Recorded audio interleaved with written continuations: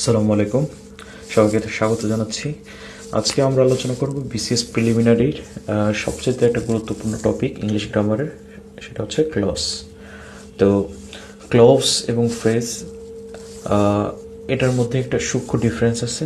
সেটা হচ্ছে ক্লজ হচ্ছে আমি লিখেই রেখেছি বাক্যাংশ, আর ফ্রেজ হচ্ছে শব্দাংশ।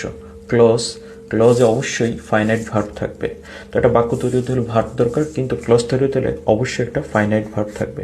এখন ফাইনাইট ভার্ব কি? ফাইনাইট ভার্ব হলো সেই সমস্ত ভার্ব যে ভার্ব দিয়ে আমি টেন্স চিহ্নিত করতে পারবো, টেন্স চেনা যাবে, চিনে নিতে পারবো।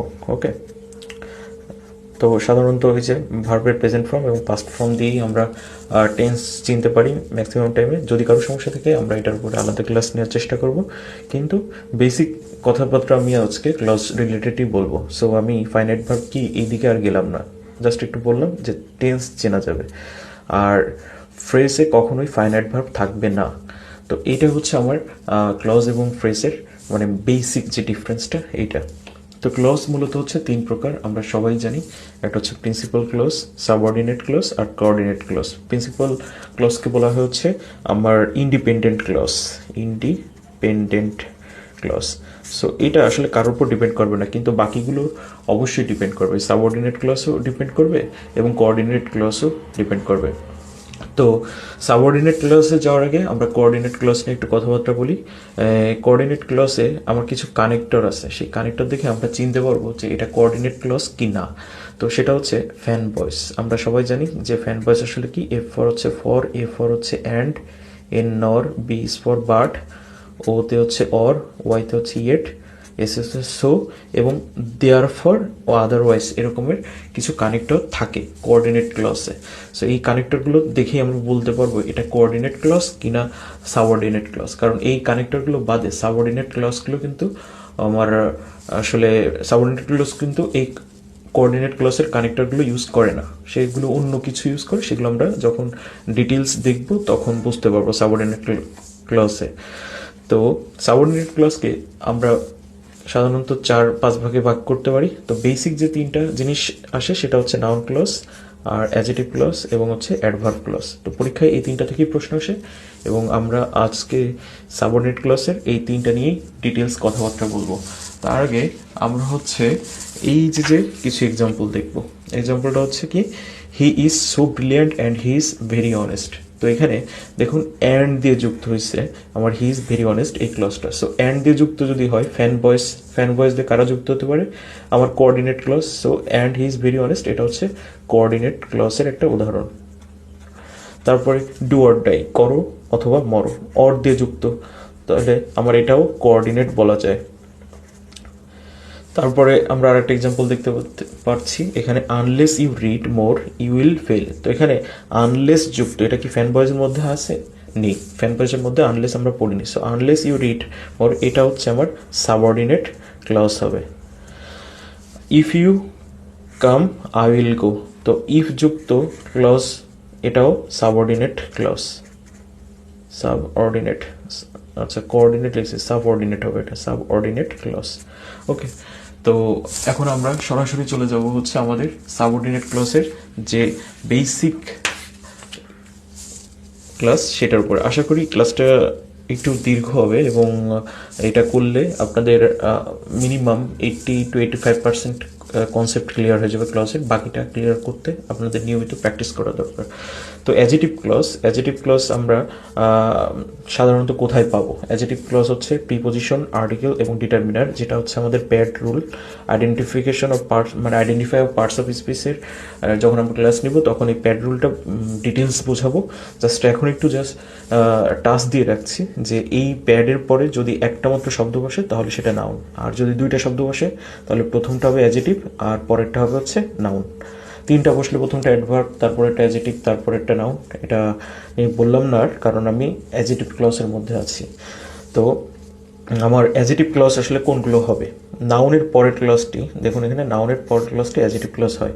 তো এখানে দ্য বয় এটা একটা নাউন ফ্রেজ আর কি, নাউন ফ্রেজের মতো কাজ করছে। তো নাউনের পরে যে ক্লজটা থাকবে সেটা অ্যাডজেক্টিভ ক্লজ, এটা জাস্ট মাথায় রাখবো।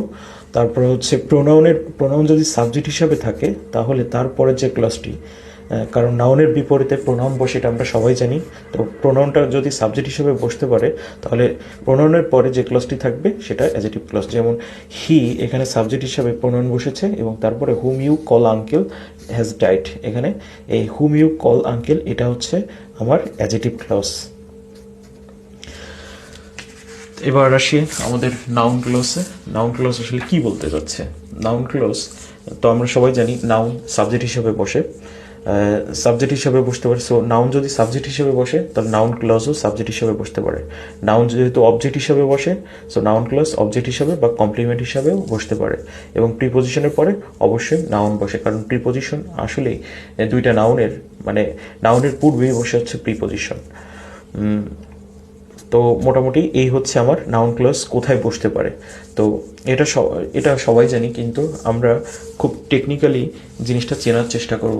ক্লজ তো চেনার উপায় কি? ইট দ্বারা রিপ্লেস করা যাবে, তারপরে দ্যাট দ্বারা যুক্ত থাকে, তারপরে নো এর পরে যে ক্লজটা থাকে, আর ট্রানজিটিভ ভার্বের পরের ক্লজটি। তো ট্রানজিটিভ ভার্বটা অ্যাকচুয়ালি কি?